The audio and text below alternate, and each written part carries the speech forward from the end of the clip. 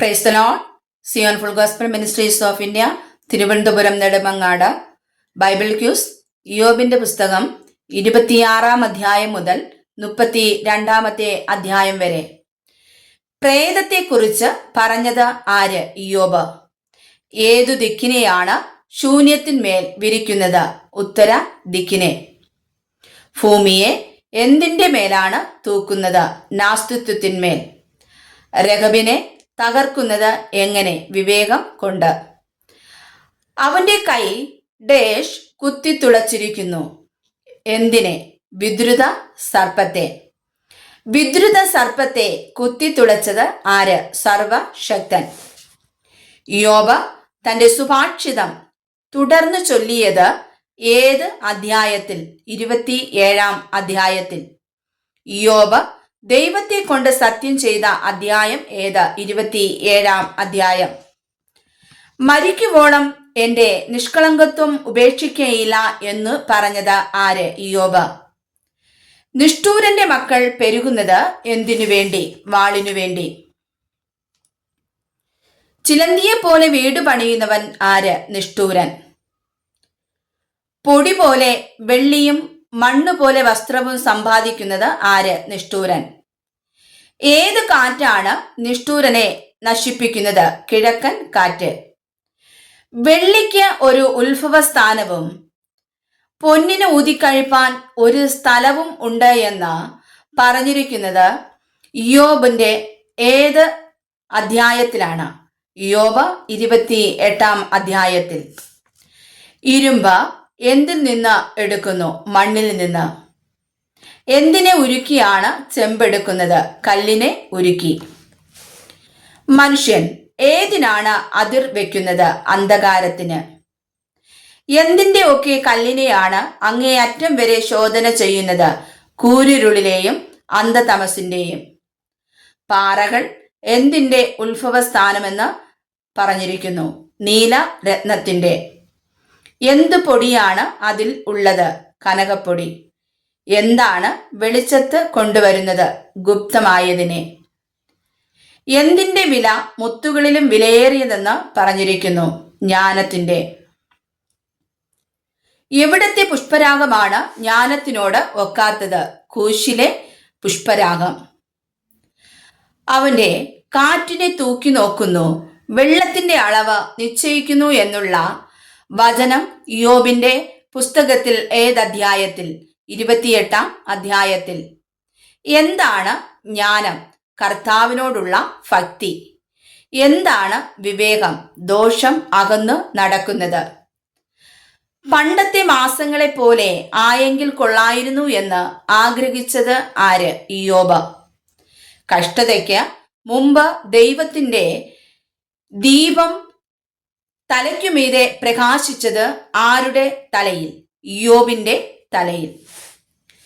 ഞാൻ എൻ്റെ കാലുകളെ വെണ്ണ കൊണ്ട് കഴുകി പാറ എനിക്ക് തൈല നദികളെ ഒഴുക്കി തന്നു എന്ന് പറഞ്ഞത് ആര്? ഇയ്യോബ്. യൗവനക്കാർ ഇയ്യോബിനെ കണ്ടിട്ട് എന്തു ചെയ്യും? ഒളിക്കും. വൃദ്ധന്മാർ ഇയ്യോബിനെ കാണുമ്പോൾ എന്തു ചെയ്യും? എഴുന്നേറ്റ് നിൽക്കും. ആരാണ് സംസാരം നിർത്തി കൈകൾ കൊണ്ട് വായ് പൊത്തുന്നത്? പ്രഭുക്കന്മാർ. ആരുടെ ശബ്ദമാണ് അടങ്ങുന്നത്? ശ്രേഷ്ഠന്മാരുടെ. ആരുടെ നാവാണ് അണ്ണാക്കോട് പറ്റുന്നത്? ശ്രേഷ്ഠന്മാരുടെ. ഞാൻ ഡേഷ് ധരിച്ചു എന്ന് പറഞ്ഞിരിക്കുന്നത് ആരാണ്? അത് തനിക്ക് എന്തായി തീർന്നുവെന്നാണ് പറഞ്ഞിരിക്കുന്നത്. ഇയ്യോബ് നീതിയെ ധരിച്ചു, അത് തനിക്ക് ഉടുപ്പായിരുന്നു എന്ന് പറഞ്ഞിരിക്കുന്നു. എന്റെ ന്യായം ഉത്തരീയവും തലപ്പാവും പോലെ ആയിരുന്നു എന്ന് പറഞ്ഞത് ആര്? ഇയ്യോബ്. ദരിദ്രന്മാർക്ക് ഇയ്യോബ് എന്തായിരുന്നു? അപ്പൻ.